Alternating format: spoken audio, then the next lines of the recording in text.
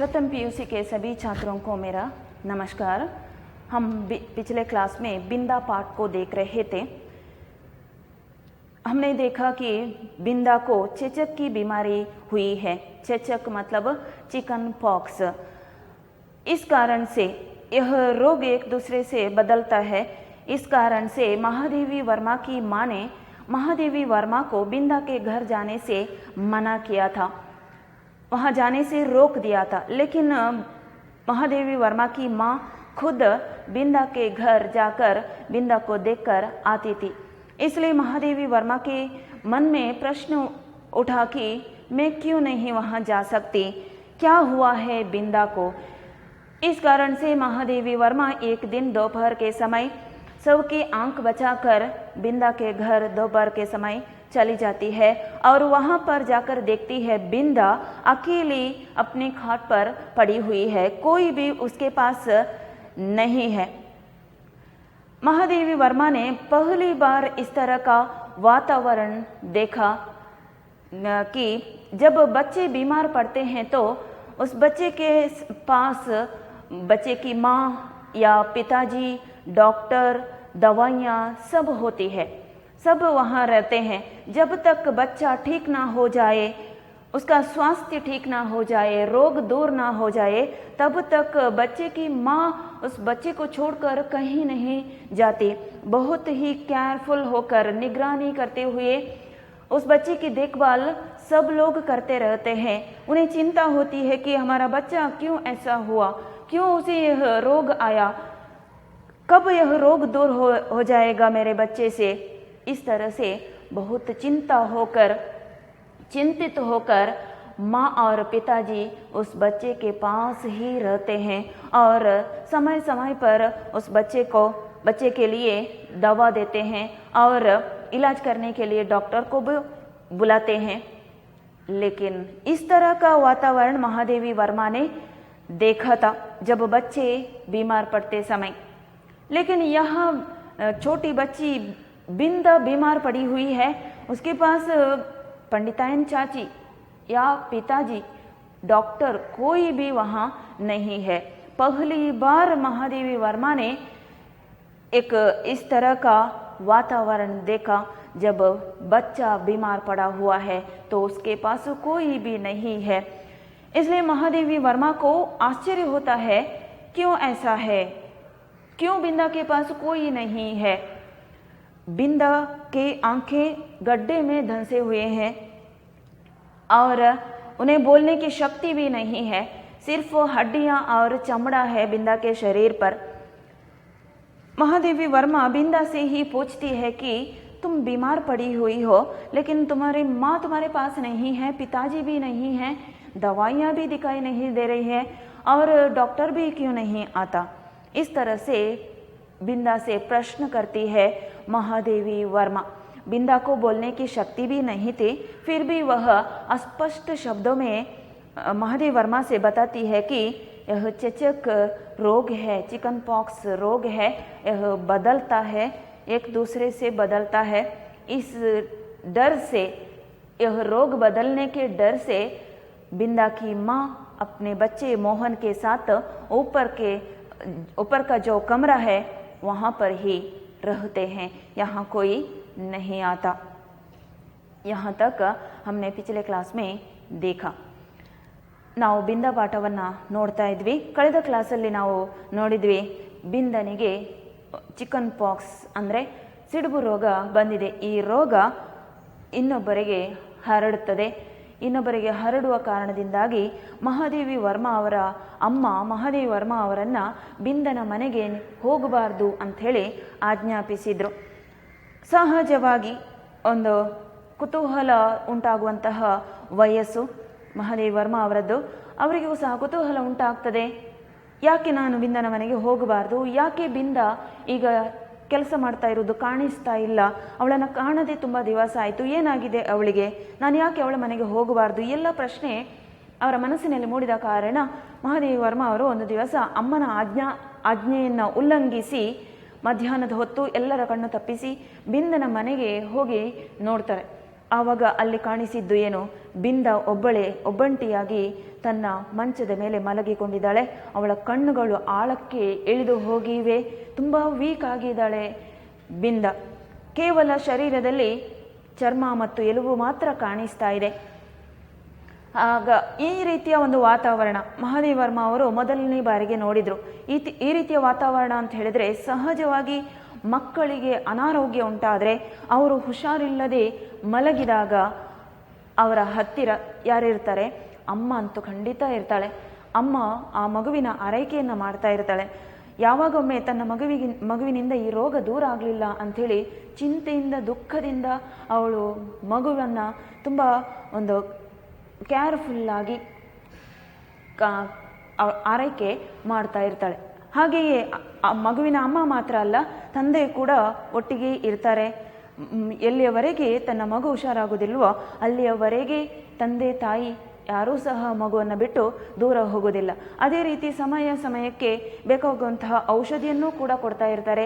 ಆಗಾಗ ಚಿಕಿತ್ಸೆಯನ್ನು ಕೊಡಿಸೋದಕ್ಕೋಸ್ಕರ ಡಾಕ್ಟ್ರನ್ನ ಕೂಡ ಕರೀತಾ ಇರ್ತಾರೆ. ಡಾಕ್ಟ್ರು ಕೂಡ ಆಗಾಗ ಬಂದು ಆ ಮಗುವಿಗೆ ಚಿಕಿತ್ಸೆಯನ್ನು ಕೊಡ್ತಾ ಇರ್ತಾರೆ. ಹೀಗೆ ಎಲ್ಲ ತಂದೆ ತಾಯಿಯರು ತಮ್ಮ ಮಗುವಿಗೆ ಬೇಗ ಹುಷಾರಾಗಲಿ ಅಂಥೇಳಿ ಕಾಯ್ತಾ ಇರ್ತಾರೆ, ಅವರ ಆರೈಕೆಯನ್ನು ಮಾಡ್ತಾ ಇರ್ತಾರೆ.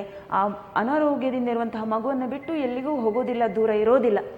ಈ ರೀತಿಯ ಒಂದು ವಾತಾವರಣವನ್ನು ನೋಡಿದಂತಹ ಮಹಾದೇವಿ ವರ್ಮ ಅವರಿಗೆ ಇಲ್ಲಿ ಬಿಂದನ ಮನೆಯಲ್ಲಿ ಅವಳ ಈ ಒಂದು ಅವಸ್ಥೆಯನ್ನು ನೋಡಿ ಆಶ್ಚರ್ಯ ಅನ್ನಿಸ್ತದೆ.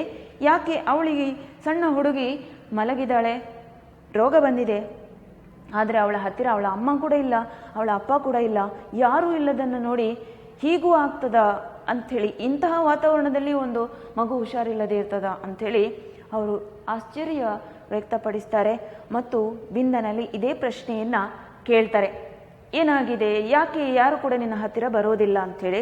ಆಗ ಬಿಂದ ಅಸ್ಪಷ್ಟವಾಗಿ ಮಾತಾಡುವಂಥ ಶಕ್ತಿ ಕೂಡ ಅವಳಲ್ಲಿ ಇರೋದಿಲ್ಲ, ಆದರೂ ಅಸ್ಪಷ್ಟವಾಗಿ ಹೇಳ್ತಾಳೆ, ಈ ರೋಗ ಇನ್ನೊಬ್ಬರಿಗೆ ಹರಡುವ ಕಾರಣ ಆ ಒಂದು ಭಯದಿಂದಾಗಿ ಪಂಡಿತ ಎನ್ ಚಾಚಿ ಅಂದರೆ ನನ್ನ ಮಲತಾಯಿ, ಬಿಂದನ ಮಲತಾಯಿ ಅಥವಾ ತಂದೆ ಯಾರೂ ಕೂಡ ಇಲ್ಲಿಗೆ ಬರುವುದಿಲ್ಲ, ಅವರು ಅಲ್ಲಿ ಬೇರೆ ಮನೆ ಮೇಲಿರುವಂತಹ ಮಹಡಿಯ ರೂಮಲ್ಲೇ ಇರ್ತಾರೆ ಅಂಥೇಳಿ ಬಿಂದ ಉತ್ತರವನ್ನು ಕೊಟ್ಲು. ಇಲ್ಲಿವರೆಗೆ ನಾವು ಕಳೆದ ಕ್ಲಾಸಲ್ಲಿ ನೋಡಿದ್ವಿ. ಇನ್ನು ಮುಂದಿನ ಪ್ಯಾರಾಗ್ರಾಫನ್ನು ನೋಡುವ. फिर तो बिंदा को देखना संभव ना हो सका क्योंकि मेरे इस आज्ञा उल्लंघन से माँ बहुत चिंतित हो उठी थी. महादेवी वर्मा ने एक दिन आज्ञा उल्लंघन करते हुए दोपहर के समय सबकी आंख बचाकर बिंदा के घर जाकर बिंदा को देखकर आई थी. इसलिए महादेवी वर्मा की माँ को यह समाचार पता चल गया. महादेवी वर्मा बिंदा के घर गई थी, बिंदा को देखकर आई थी. यह विषय जानने के बाद महादेवी वर्मा की माँ को डर लग रहा था कि या चिंता हो रही थी कि वह रोग मेरी बच्ची को भी ना आ जाए. इस डर से फिर एक बार भी महादेवी वर्मा को बिंदा के घर जाने से उन्होंने रोक दिया. एक बार भी वहाँ जाने से मना कर दिया था. एक दिन सवेरे ही रुकिया ने उनसे ना जाने क्या कहा कि वे रामायण बंद कर बार बार आंखें पोंछती हुई बिंदा के घर चल दी. फिर एक बार क्या हुआ, कुछ दिनों के बाद एक दिन सुबह रुकिया ने, जब महादेवी वर्मा की माँ रामायण पुस्तक पढ़ रही थी, तब रुकिया ने आकर महादेवी वर्मा के कानों में यह विचार बताया. वो एक विचार बताया. उस विचार को सुनकर, उस विषय को सुनकर महादेवी वर्मा की माँ की आंखों से आंसू निकल पड़े.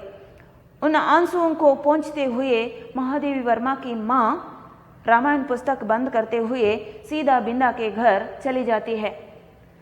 तो महादेवी वर्मा को मन में एक प्रश्न उठता है कि क्या हुआ है बिंदा के घर, माँ क्यों रोती हुई वहाँ चली गई. और महादेवी वर्मा की माँ ने जाते जाते महादेवी वर्मा से यह विचार बताया कि तुम घर से ना निकलना, घर से बाहर ना निकलना. ऐसा आज्ञा करते हुए महादेवी वर्मा की माँ वहाँ से बिंदा के घर चल दी थी. जाते जाते समय वे मुझे बाहर ना निकलने का आदेश देना नहीं भूली थी. बिंदा के घर जाने से पहले महादेवी वर्मा की मां ने महादेवी वर्मा को आज्ञा किया था कि तुम घर से बाहर ना निकलना। तो इसी से इधर उधर से झांक कर देखना आवश्यक हो गया। मां ने आज्ञा किया है कि तुम घर से बाहर ना निकलना। तो महादेवी वर्मा क्या करती है, क्या हुआ है बिंदा के घर, मां क्यों रोती हुई आंसू पहुंचती हुई वहां चली गई, क्यों मैं वहां नहीं जा सकती। इसलिए महादेवी वर्मा क्या करती है, घर की खिड़की से झांक कर बिंदा के घर की तरफ देखती है। रुकिया मेरे लिए त्रिकालदर्शी से कम ना थी। रुकिया उस घर में काम करने वाली औरत, वह त्रिकालदर्शी मतलब सब विचार जानने वाली, सर्वज्ञ। महादेवी वर्मा के लिए रुकिया त्रिकालदर्शी से कम नहीं थी। मतलब गांव में क्या होता है, क्या सब कुछ हुआ है, यह सब समाचार रुकिया को पता चलता है। इसलिए महादेवी वर्मा की आंखों में रुकिया त्रिकालदर्शी है। अब बिंदा के घर में क्या हुआ है वह विचार भी रुकिया जानती है। लेकिन महादेवी वर्मा रुकिया से नहीं पूछती। क्यों नहीं पूछती? क्योंकि महादेवी वर्मा के आत्मगौरव जो है, आत्मसम्मान है, उसके विरुद्ध था रुकिया से पूछना। और रुकिया भी नए विनय करने के द्वारा ही या रुकिया को खुश करने के कारण से ही वह सब समाचार बताती है। बिना नए विनय के, बिना खुश करने से वह रुकिया कुछ भी विचार नहीं बताती। लेकिन रुकिया से नई विनय से बातें करना या उसे खुश करना, यह सब महादेवी वर्मा के आत्मसम्मान के विरुद्ध था। इसलिए महादेवी वर्मा रुकिया से पूछने नहीं जाते। वह घर की खिड़की से झांक कर उधर देखती है क्या हुआ है बिंदा के घर। झांक कर देखने से वहां क्या दिखता है महादेवी वर्मा को? झांक कर देखने से महादेवी वर्मा वहां देखती है कि कुछ लोग जमे हुए हैं, बहुत सारे लोग जमे हुए हैं बिंदा के घर के आंगन में। तो महादेवी वर्मा सोचती है क्यों इतने लोग वहां पर जमे हुए हैं, परंतु वह विशेष अनुनय विनय के बिना कुछ बताती ही नहीं थी और उससे अनुनय विनय करना मेरे आत्मसम्मान के विरुद्ध पड़ता था। अतः खिड़की से झांक कर मैं बिंदा के दरवाजे पर जमा हुए आदमियों के अतिरिक्त और कुछ ना देख सकी। जब महादेवी वर्मा झांक कर वहां देखती है तो वहां बिंदा के घर के आंगन में लोग जमे हुए हैं और कुछ नहीं दिखाई देता।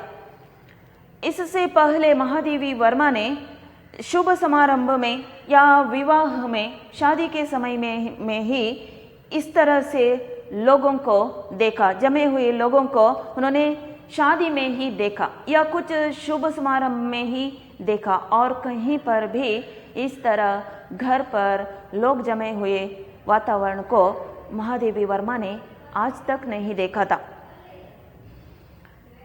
कुछ ना देख सकी। और इस प्रकार की भीड़ से विवाह और बारात का जो संबंध है उसे मैं जानती थी। महादेवी वर्मा ने इससे पहले बाल्यकाल में पहले इतने लोग जमा होना, मतलब वहाँ कोई शादी हो रहा है या और कुछ शुभ समारंभ हो रहा है, वहाँ पर ही लोग जमे होते हैं, ऐसा ही महादेवी वर्मा ने समझ लिया था। इसलिए महादेवी वर्मा निश्चय कर लेती है कि बिंदा के घर में विवाह हो रहा है।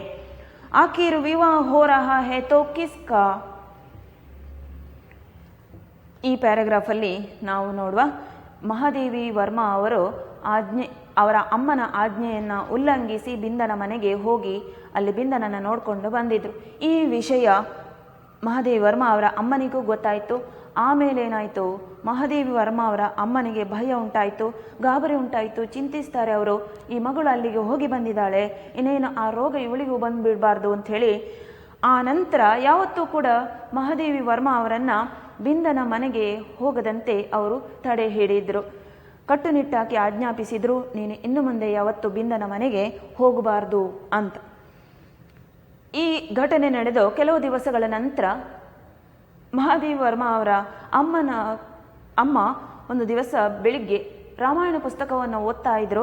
ಆ ಸಂದರ್ಭದಲ್ಲಿ ಆ ಮನೆಯಲ್ಲಿ ಕೆಲಸ ಮಾಡ್ತಾ ಇರುವಂತಹ ಹೆಂಗಸು ರುಕಿಯಾ ಬಂದು ಮಹಾದೇವಿ ವರ್ಮಾ ಅವರ ಅಮ್ಮನ ಕಿವಿಯಲ್ಲಿ ಏನೋ ಒಂದು ವಿಷಯವನ್ನ ಹೇಳಿದರು.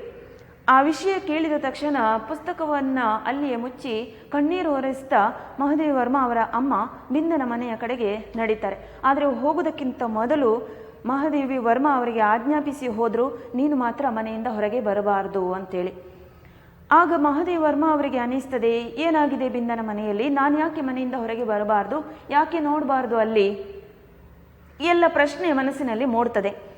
ರುಕಿಯಾ ಏನಿದ್ದಾಳೆ ಅವಳು ಮಹಾದೇವಿ ವರ್ಮಾ ಅವರ ಪ್ರಕಾರ ತ್ರಿಕಾಲದರ್ಶಿ ಅಂತ ಹೇಳಿದ್ರೆ ಸರ್ವಜ್ಞ. ಎಲ್ಲ ಊರಿನಲ್ಲಿ ಏನೆಲ್ಲ ನಡೀತದೆ ಅಥವಾ ಅಕ್ಕಪಕ್ಕದ ಮನೆಯಲ್ಲಿ ಏನೆಲ್ಲ ಘಟನೆಗಳು ನಡೆಯುತ್ತವೆ ಇದೆಲ್ಲವೂ ಕೂಡ ಅವಳಿಗೆ ಬೇಗ ಗೊತ್ತಾಗ್ಬಿಡ್ತದೆ.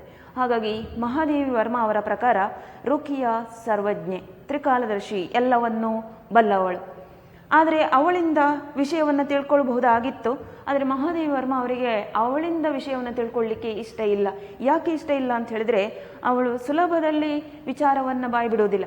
ಅವಳ ಹತ್ರ ನಯ ವಿನಯದಿಂದ ಅಥವಾ ಅವಳನ್ನು ಸಂತೋಷಪಡಿಸುವುದರ ಮೂಲಕವೇ ಅವಳು ಸತ್ಯ ವಿಷಯವನ್ನು ಹೇಳ್ತಾಳೆ. ಇಲ್ಲದಿದ್ದರೆ ಅವಳ ಬಾಯಿಂದ ವಿಷಯವನ್ನು ಹೊರಡಿಸುವುದು ತುಂಬ ಕಷ್ಟ. ಆದರೆ ಅವಳ ಹತ್ರ ನಯ ವಿನಯದಿಂದ ಮತ್ತು ಅವಳನ್ನು ಖುಷಿಪಡಿಸುವುದು ಇದೆಲ್ಲ ಮಹಾದೇವಿ ವರ್ಮಾ ಅವರ ಒಂದು ಆತ್ಮಸಮ್ಮಾನಕ್ಕೆ, ಆತ್ಮಗೌರವಕ್ಕೆ ವಿರುದ್ಧ ಆಗಿತ್ತು. ಅದಕ್ಕೆ ಅವರು ಅವಳ ಹತ್ರ ಕೇಳೋದಕ್ಕೆ ಹೋಗೋದಿಲ್ಲ. ಬದಲಾಗಿ ಏನು ಮಾಡ್ತಾರೆ, ತಮ್ಮ ಮನೆಯ ಕಿಟಕಿಯಿಂದ ಇಣುಕಿ ಬಿಂದನ ಮನೆಯ ಕಡೆಗೆ ನೋಡ್ತಾರೆ. ನೋಡುವಾಗ ಅಲ್ಲಿ ಏನು ಕಾಣಿಸ್ತದೆ, ತುಂಬ ಜನರು ಸೇರ್ಕೊಂಡಿದ್ದಾರೆ. ಬೇರೆ ಏನೂ ಕಾಣಿಸೋದಿಲ್ಲ. ತುಂಬ ಜನರು ಅಲ್ಲಿ ಅವರ ಮನೆಯ ಅಂಗಳದಲ್ಲಿ ಸೇರ್ಕೊಂಡಿದ್ದಾರೆ. ಇದಕ್ಕಿಂತ ಮೊದಲು ಮಹಾದೇವಿ ವರ್ಮಾ ಅವರು ತುಂಬ ಜನರು ಸೇರುವಂಥದ್ದು ಎಲ್ಲಿ ನೋಡಿದ್ದು, ಮದುವೆ ಸಮಾರಂಭಗಳಲ್ಲಿ ಅಥವಾ ಇತರ ಶುಭ ಸಮಾರಂಭಗಳಲ್ಲಿ ಮಾತ್ರ ಈ ರೀತಿ ಜನ ಸೇರುವಂಥದ್ದನ್ನು ಅವರು ಕಂಡಿದ್ರು. ಬೇರೆ ಯಾವುದೇ ಒಂದು ವಿಚಾರದ ಬಗ್ಗೆ ಅವರಿಗೆ ಗೊತ್ತಿರಲಿಲ್ಲ. ಜನ ಸೇರುವಂಥದ್ದು ಯಾಕೆ, ಅದು ಮದುವೆಗೆ ಅಥವಾ ಪೂಜೆ ಪುನಸ್ಕಾರ ಇದ್ದರೆ ಮಾತ್ರ ಜನ ಸೇರ್ತಾರೆ. ಬೇರೆ ಯಾವುದು ಕೂಡ ಮಹಾದೇವಿ ವರ್ಮಾ ಅವರಿಗೆ ಗೊತ್ತಿರಲಿಲ್ಲ ಅಥವಾ ಅವರು ಅದನ್ನು ನೋಡಲೂ ಇಲ್ಲ. ಈಗ ಅಲ್ಲಿ ಅಷ್ಟೊಂದು ಜನ ಸೇರಿದ್ದಾರೆ ಅಂತ ಆದರೆ ಮಹಾದೇವಿ ವರ್ಮಾ ಅವರು ಏನು ನಿರ್ಧಾರ ಮಾಡ್ತಾರೆ, ಆ ಮನೆಯಲ್ಲಿ ಮದುವೆ ನಡೀತಾ ಇದೆ. ಮದುವೆ ನಡೀತಾ ಇದೆ ಅಂತ ಆದರೆ ಯಾರ ಮದುವೆ ನಡೀತಾ ಇದೆ, ಆ ಮನೆಯಲ್ಲಿ ಇರೋದು 3 ಜನ. ಯಾರೆಲ್ಲ, ಪಂಡಿತರು, ಪಂಡಿತಾಯನ್ ಚಾಚಿ, ಮೋಹನ್ ಮತ್ತು ಬಿಂದ, 4 ಜನರು ಆ ಮನೆಯಲ್ಲಿ ಇದ್ದಾರೆ. ಹಾಗಾದರೆ ಮದುವೆ ಯಾರದ್ದು? आगे की कहानी देखते हैं। तब क्या उस घर में विवाह हो रहा है, और हो रहा है तो किसका? क्या वहाँ पर विवाह हो रहा है? इतने लोग जमे हुए हैं तो क्या विवाह है उस घर में? आखिर विवाह हो रहा है तो किसका विवाह? आदि प्रश्न मेरी बुद्धि की परीक्षा लेने लगे। यह सब प्रश्न महादेवी वर्मा के मन में उठा। पंडित जी का विवाह तो तब होगा जब दूसरी पंडितायन चाची भी मरकर तारा बन जाएगी। वहाँ पर उस घर में, बिंदा के घर में 4 लोग हैं, पंडित, पंडितायन चाची, बिंदा और मोहन। तो महादेवी वर्मा सोचती है उस घर में विवाह हो रहा है। किसका विवाह हो रहा है? पंडित का विवाह नहीं हो सकता। क्यों नहीं हो सकता? क्योंकि पंडितायन चाची अभी जिंदा है। पंडित का विवाह तभी होगा जब पंडितायन चाची भी मरकर तारा बन जाएगी। आकाश में तारा बनकर वहाँ से अपने बच्चों को देखती रहेगी, तब ही पंडित का विवाह संभव है। लेकिन यहाँ पर पंडितायन चाची अभी जिंदा है, तो पंडित का विवाह नहीं हो सकता। और यही सोच विचार कर पंडितायन चाची भी मरकर तारा बन जाएगी और बैठ ना सकने वाले मोहन का विवाह संभव नहीं। पंडित जी का विवाह नहीं हो सकता क्योंकि पंडितायन चाची जिंदा है। और कौन है उस घर में? मोहन। मोहन तो अभी बैठने वाला छोटा सा बच्चा है, अभी बैठ रहा है, इसलिए मोहन का विवाह नहीं हो सकता। और यही सोच विचार कर मैं इस परिणाम तक पहुंची कि बिंदा का विवाह हो रहा है। पंडित जी का विवाह नहीं हो सकता, पंडितायन चाची का विवाह नहीं हो सकता। और कौन? मोहन। मोहन का विवाह भी नहीं हो सकता क्योंकि अभी वह छोटा बच्चा है।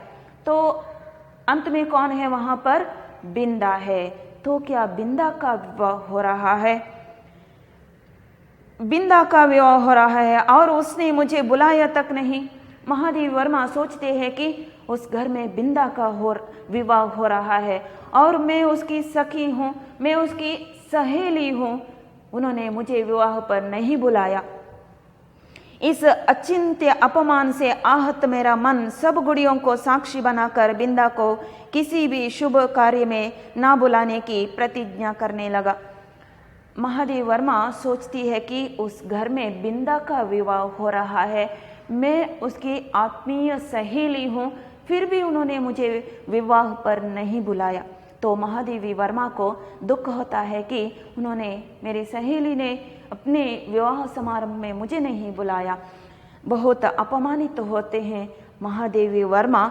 वे अपने पास जो गुड़िया है उन सब गुड़ियों को साक्षी बनाकर मन में एक निश्चय, दृढ़ निश्चय कर लेती है कि मैं भी, अगर मेरे घर में कोई भी शुभ समारंभ हो तो मैं भी बिंदा को नहीं बुलाऊंगी। इस अचिंत्य अपमान से आहत मेरा मन, आहत होना, आहत मतलब बहुत गहरा घाव होना। बिंदा ने महादेवी वर्मा को अपनी शादी पर नहीं बुलाया, इसलिए महादेवी वर्मा बहुत ही अपमानित हो जाते हैं और दुखित होकर अपने पास जो गुड़िया है सब गुड़ियों को साक्षी बनाकर महादेवी वर्मा मन में एक दृढ़ निर्धार या दृढ़ निश्चय कर लेती है कि मैं भी अपने घर में जो भी शुभ समारंभ हो मैं बिंदा को नहीं बुलाऊंगी। ऐसा महादेवी वर्मा सोचती है। लेकिन सत्य विचार क्या है, उस घर में क्या हुआ है? बिंदा की मृत्यु हुई है। इस कारण से वहाँ पर लोग जमे हुए हैं। बिंदा को चेचक की बीमारी होने के कारण उस रोग से वह बिंदा मर गई है, उसकी मृत्यु हो गई है। लेकिन महादेवी वर्मा को यह समाचार पता नहीं है, किसी ने भी उसे नहीं बताया, माँ ने भी नहीं बताया। अंतिम में भी महादेवी वर्मा यही सोचती है कि बिंदा का विवाह हो गया और वह अपने ससुराल चली गई। कई दिन तक बिंदा के घर झांक झांक कर जब मैंने माँ से उसके ससुराल से लौटने के संबंध में प्रश्न किया, ससुराल, बिंदा विवाह होने के बाद अपनी ससुराल चली गई है, ऐसा ही महादेवी वर्मा सोचती है। ಮಹಾದೇವಿ ವರ್ಮಾ ಅವರಿಗೆ ಅವರ ಮನೆಯಲ್ಲಿ, ಬಿಂದನ ಮನೆಯಲ್ಲಿ ಅಷ್ಟು ಜನರು ಸೇರಿದ್ದನ್ನು ಕಂಡು ಏನನಿಸಿತು, ಆ ಮನೆಯಲ್ಲಿ ಮದುವೆ ನಡೀತಾ ಇದೆ. ಮದುವೆ ನಡೀತಾ ಇದ್ದರೆ ಯಾರ ಮದುವೆ ನಡೀತಾ ಇದೆ? ಇರುವಂಥದ್ದು 4 ಜನ ಪಂಡಿತರು, ಮೋಹನ್, ಪಂಡಿತಾಯನ್ ಚಾಚಿ ಮತ್ತು ಬಿಂದ. ಪಂಡಿತರ ವಿವಾಹ ಆಗಲಿಕ್ಕೆ ಸಾಧ್ಯ ಇಲ್ಲ. ಯಾಕೆ ಸಾಧ್ಯ ಇಲ್ಲ ಅಂತ ಹೇಳಿದರೆ, ಪಂಡಿತಾಯನ್ ಚಾಚಿ ಇನ್ನೂ ಕೂಡ ಜೀವಂತವಾಗಿದ್ದಾರೆ. ಅವರು ಸತ್ತು ಆಕಾಶದಲ್ಲಿ ನಕ್ಷತ್ರ ಆದ ಮೇಲೆಯೇ ಪಂಡಿತರು ಇನ್ನೊಂದು ಮದುವೆ ಆಗಲಿಕ್ಕೆ ಸಾಧ್ಯ ಅಂಥೇಳಿ ಮಹಾದೇವಿ ವರ್ಮಾ ಅವರ ಒಂದು ಮುಗ್ಧ ಮನಸ್ಸು ಯೋಚನೆ ಮಾಡ್ತದೆ. ಇನ್ನು ಮೋಹನ್, ಅವನು ಇನ್ನೂ ಕೂಡ ಸಣ್ಣ ಮಗು, ಇನ್ನೂ ಕೂತ್ಕೊಳ್ತಾ ಇದ್ದಾನಷ್ಟೇ, ಅಂತಹ ಮಗುವಿಗೆ ಮದುವೆ ಆಗಲಿಕ್ಕೆ ಸಾಧ್ಯ ಇಲ್ಲ. ಇನ್ನು ಉಳಿದವರು ಯಾರು ಆ ಮನೆಯಲ್ಲಿ? ಬಿಂದ. ಹಾಗಾದರೆ ಬಿಂದನ ಮದುವೆ ನಡೀತಾ ಇದೆ. ಬಿಂದನ ಮದುವೆ ನಡೀತಾ ಇದೆ ಅಂತಾದರೆ ನಾನು ಅವಳ ಆತ್ಮೀಯ ಗೆಳತಿ, ಅವಳು ನನ್ನನ್ನು ಈ ಮದುವೆಗೆ ಕರೀಲಿಲ್ಲ. ಈ ರೀತಿ ಯೋಚನೆ ಮಾಡ್ತದೆ ಮಹಾದೇವಿ ವರ್ಮಾ ಅವರ ಮನಸ್ಸು. ಅವಳ ಆತ್ಮೀಯ ಗೆಳತಿಯನ್ನೇ ಅವಳ ಮದುವೆಗೆ, ವಿವಾಹಕ್ಕೆ ಕರೀಲಿಲ್ಲ. ಇದು ಮಹಾದೇವಿ ವರ್ಮಾ ಅವರಿಗೆ ಒಂದು ಸಹಿಸಲಾದಂತಹ ಅವಮಾನ. ಹಾಗಾಗಿ ಈ ಒಂದು ಅವಮಾನದಿಂದ ಬೇಸರಗೊಂಡಂತಹ, ದುಃಖಿತರಾದಂತಹ ಮಹಾದೇವಿ ವರ್ಮಾ ಅವರು ಏನು ಮಾಡ್ತಾರೆ, ಆ ಸಣ್ಣ ವಯಸ್ಸಿನಲ್ಲಿ ತಮ್ಮಲ್ಲಿರುವಂತಹ ಎಲ್ಲ ಗೊಂಬೆಗಳನ್ನು ಸಾಕ್ಷಿಯಾಗಿಟ್ಟುಕೊಂಡು ಅವುಗಳ ಮೇಲೆ ಪ್ರಮಾಣ ಮಾಡಿ, ಅವುಗಳ ಮೇಲೆ ಆಣೆ ಮಾಡಿ ಯೋಚನೆ ಮಾಡ್ತಾರೆ. ಅವರು ಮನಸ್ಸಿನಲ್ಲಿಯೇ ಯೋಚನೆ ಮಾಡ್ತಾರೆ, ಅಂದುಕೊಳ್ತಾರೆ, ಇನ್ನು ಮುಂದೆ ನನ್ನ ಮನೆಯಲ್ಲಿ ಏನಾದರೂ ಶುಭ ಸಮಾರಂಭ ನಡೆದರೆ ಅದಕ್ಕೆ ನಾನು ಖಂಡಿತ ಬಿಂದನನ್ನು ಸಹ ಕರೆಯುವುದಿಲ್ಲ ಅಂಥೇಳಿ ಅವರು ಮನಸ್ಸಿನಲ್ಲಿಯೇ ಆ ಗೊಂಬೆಗಳನ್ನು ಸಾಕ್ಷಿಯಾಗಿಟ್ಟುಕೊಂಡು ನಿರ್ಧಾರ ಮಾಡ್ತಾರೆ. ಹೀಗೆ ಮಹಾದೇವಿ ವರ್ಮಾ ಅವರು ಕೊನೆಯವರೆಗೂ ಯೋಚನೆ ಮಾಡುವಂಥದ್ದೇನು, ಬಿಂದನ ಮದುವೆ ನಡೆಯಿತು, ಅವಳು ತನ್ನ ಅತ್ತೆ ಮನೆಗೆ ಹೊರಟು ಹೋಗಿದ್ದಾಳೆ. ಆದರೆ ಅಲ್ಲಿ ನಿಜವಾಗಿ ನಡೆದದ್ದು ಏನು? ಬಿಂದ ಆ ರೋಗ ಏನಿದೆ, ಚಿಕನ್ ಪಾಕ್ಸ್ ಅಥವಾ ಸಿಡುಬು ರೋಗ ಏನಿದೆ, ಅದಕ್ಕೆ ಬಲಿಯಾಗಿದ್ದಾಳೆ. ಬಿಂದನ ಮೃತ್ಯು ಆಗಿದೆ. ಹಾಗಾಗಿ ಅಲ್ಲಿ ಅಷ್ಟು ಜನ ಸೇರಿದ್ದಾರೆ. ಈ ವಿಚಾರವನ್ನು ಮಹಾದೇವಿ ವರ್ಮ ಅವರಿಗೆ ಯಾರೂ ಕೂಡ ಹೇಳಿರಲಿಲ್ಲ. ಮಹಾದೇವಿ ವರ್ಮ ಇನ್ನೂ ಕೂಡ ಅದನ್ನೇ ಯೋಚನೆ ಮಾಡ್ತಾ ಇದ್ದಾರೆ. ಅವಳು ತನ್ನ ಮದುವೆಯಾಗಿ ತನ್ನ ಅತ್ತೆ ಮನೆಗೆ ಹೋಗಿಬಿಟ್ಟಿದ್ದಾಳೆ. ಹಾಗಾದರೆ ಅತ್ತೆ ಮನೆಯಿಂದ ವಾಪಸ್ ತನ್ನ ತವರು ಮನೆಗೆ ಅವಳು ಬರಬಹುದಲ್ಲ, ನಾನು ಅವಳನ್ನು ನೋಡಬೇಕು ಅಂಥೇಳಿ ಮಹಾದೇವಿ ವರ್ಮ ಅವರು ತಮ್ಮ ಮನೆಯ ಕಿಟಕಿಯಿಂದ ಇಣುಕಿ ನೋಡ್ತಾ ಇರ್ತಾರೆ. ಆದರೆ ಒಂದು ಸಲವೂ ಕೂಡ ಬಿಂದ ತನ್ನ ಅತ್ತೆ ಮನೆಯಿಂದ ತವರು ಮನೆಗೆ ಬರೋದು ಕಾಣಿಸೋದಿಲ್ಲ. कई दिन तक बिंदा के घर झांक झांक कर जब मैंने माँ से उसके ससुराल से लौटने के संबंध में प्रश्न किया, तब पता चला कि वह तो अपने आकाशवासिनी अम्मा के पास चली गई। तो महादेवी वर्मा ने सोचा कि बिंदा शादी के बाद अपने ससुराल चली गई है, ससुराल से वापस वह अपने माँ के घर आएगी तो मैं उसे एक बार देखूंगी। इसलिए महादेवी वर्मा अपने घर की खिड़की से झांक कर उधर देखती है तो एक बार भी बिंदा अपने माँ के घर आने के बारे में नहीं देखा, एक बार भी बिंदा को अपने माँ के घर नहीं देखा। तो महादेवी वर्मा अपनी माँ से प्रश्न करती है, बिंदा क्यों अपने ससुराल से एक बार भी अपनी माँ के घर नहीं आती? तो माँ ने बताया कि बिंदा की मृत्यु हुई है, चेचक बीमारी से उसकी मृत्यु हुई है, वह अपने आकाशवासिनी अम्मा के पास चली गई है। यह विचार महादेवी वर्मा को पता चलता है। पता चला कि वह तो अपनी आकाशवासिनी अम्मा के पास चली गई, ईश्वर के पास, भगवान के पास चली गई है।